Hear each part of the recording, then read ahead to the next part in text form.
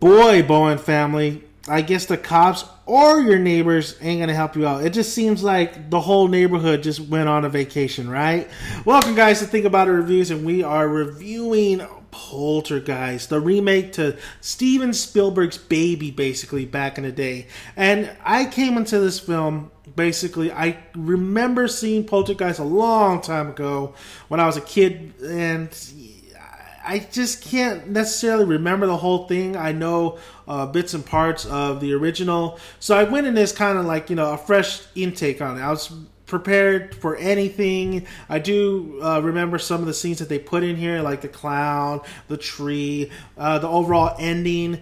But I really did go in this with a fresh uptake on it, a fresh, just willing to give it definitely a chance. Not saying, oh, they're blasphemy, the original was the best. I just said, you know what, it's here, let's watch it, let's do this. First of all, it's not very scary. You got your same pop-up scares, the tension is okay. I thought the tension could have been a little bit better, but the pop-up scares were just not scary at all. This whole film is not scary. It's not going to scare you, but you will find enjoyment in it. I did appreciate the look, the feel of this film. It is directed by Gil Keenan. He did Monster House, which I haven't seen. He only has a few films underneath his belt. It also stars Sam Rockwell, Rosie Marie DeWitt. Take it how it is. Jared Harris. And they have, Rockwell and Rosie Marie, they have a family. They have two, older daughter, younger kid boy whose name's Griffin, and also their youngest daughter is what was her, Maddie or Madison. I'm gonna say Maddie because it was Madison or something like that. And they're starting to go. They buy a house. It's on top of a pretty much what they don't know is an Indian burial, which they thought they took the bodies and the headstones and they moved to a cemetery, but no, they only took the headstones. They didn't move the bodies. So a lot of stuff is happening in this house. The little girl seems to be the only one that could communicate with these spirits, and basically a lot of shenanigans, a lot of shit happens, and they gotta at one point have to rescue their daughter. So like I said, this film, I do appreciate the direction. I think the direction was really great. I think there was some beautiful shots in here. Sometimes it felt like I was in a tilted kind of mood in the very beginning, but overall the shots were great. The cinematography was great. I gotta say the sound mixing was really great. The sound mixing, I really appreciate some of the sounds that they used in here, like the clowns' laughter, still hearing the rain when that girl was going, one part she was going to check out the sound, and of course the use of technology in here.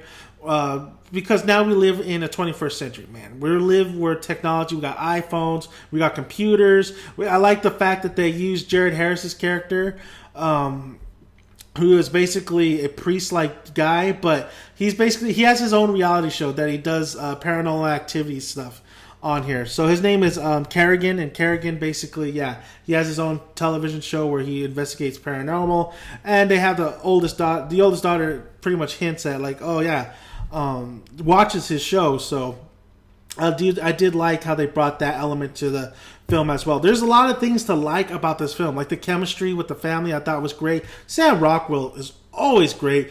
I did feel like he phoned it in a couple of times, I gotta say, but overall I thought the chemistry between him and his wife were great, Rosie Marie. And I thought the only thing I had a problem with the kids is the oldest daughter. She seemed to be only there to destroy a TV. I'm just gonna leave that there. She's just there to destroy a TV and be the worst babysitter of all time. And I gotta say, the parents are kind of dicks in this film. They like to talk a lot of shit about the kids, but then they love their kids, so remember that after they drink out of their coffee mug. But after seeing Tomorrowland and how those kids acted, gotta say, this is a huge step up. I mean, the kids in this film made me believe there was a lot of shit going on, made me believe that they were in danger. I mean, even though there's no scares in this film, because this movie will not scare you, it's just all pop-up scares. I did feel like they were in danger, so to speak. Well, I didn't feel like anybody was going to die, but I felt like they were getting freaked the fuck out, and a lot of things are occurring in this house. And Sometimes it felt like this is an honest reaction that I would probably react to if some of the things happened in this house, especially with the clown. Like, what the fuck is with all these clowns and shit? I thought the clown scene was pretty nice. I really liked it. I hate clowns, so I thought it was pretty good, but it didn't scare me at all. I thought a lot of the stuff that go bumping in the night. Basically, I thought the shadow scene was amazing. There's one particular scene where you see a shadow go from here to there to upstairs. Thought that was great. I thought the character, when they brought the paranormal crew in, I thought one character was kind of an idiot. I didn't really like him. So I was like, why would you do that, dude?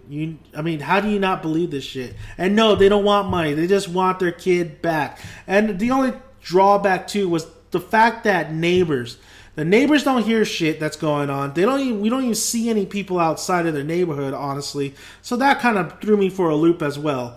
But overall, you know what? I did enjoy this film. I mean, it's not going to scare you, and sometimes there's pacing issues. I think right in the middle, it kind of lagged a little bit.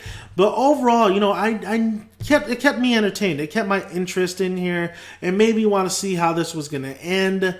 I knew exactly how it was going to end because I remember the first Poltergeist, well, most of that.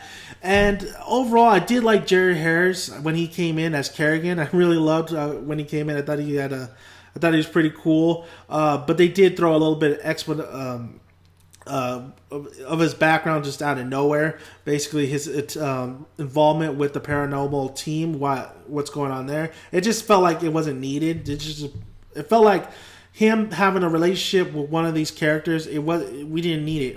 I didn't really care. Maybe they just threw it in just to have this little thing that goes in the film. I don't want to spoil it. I don't want to spoil that shit. I'll talk about my spoilers more about it. But overall, you know what? I did think this film was. I think it looked great. I think the direction was great. I think the sound mixing was fantastic. I think the soundtrack was some of the pieces of the music were actually really nice, especially the little. There's like a little. Once they get into the house, there's little soundtrack pieces here and there that I really enjoyed. I thought the acting was good. I thought Sam Rockwell was good, but I did think he phoned it in a little bit. But I think the chemistry for the family, I could believe that they were a family, so that was great. I think the special effects were nice. I mean, it's a horror film, so I mean they weren't amazing, but they were good enough. I thought the creature design was pretty nice. The hauntings were pretty cool. The clown scene, the tree scene was okay. I thought it could have been better, honestly. And I thought the climax of the film could have been a little bit better. But overall I enjoyed it. I was satisfied with it. This film is a pretty good directed film. It's not going to be as good as It Follows direction wise, but It Follows was so boring. This gave me a lot more entertainment. So there's not really any horror movies out there. And the previews that I saw before the screening is like, oh my god, there's more found footage shit. So if you don't want found footage kind of type shit, and you want a little bit more of imagination, a little bit of great direction, just overall a nice film that you're not going to be scared of, but you could appreciate the fact that, hey, at least they tried, then I think I recommend this film. I think a lot of people are going to enjoy it. There's some humor in here too. Actually made me laugh a couple of times, especially with Sam Rockwell. That dude rocks it all the time. But overall, I do recommend it. I mean, there's really hasn't been any horror films out there that just hasn't. I mean, It Follows was great direction, but it was really boring. But this one, it was pretty well balanced. Honestly, it was balanced pretty good. There are things that are missing. There are things that hurt the film. But overall, I think the film you'll get enjoyment out of it. And I think that's what we're all paying to see is enjoyment. And I think it was not too bad of a film. It's a good date night movie, honestly. So I do recommend this film if you want to see a horror film. It's not necessarily, like I said, it's not scary at all. But I think you will enjoy yourself. And it's almost 2 hours long. So it did feel like it was a little bit too long. It felt like, oh my God, okay, we can end it now. But overall, I do recommend it. So thank you guys for listening, and subscribe, like the channel, let me know your thoughts if you've seen it. If you're not seeing it, spoiler reviews are on the way so I can talk more about it.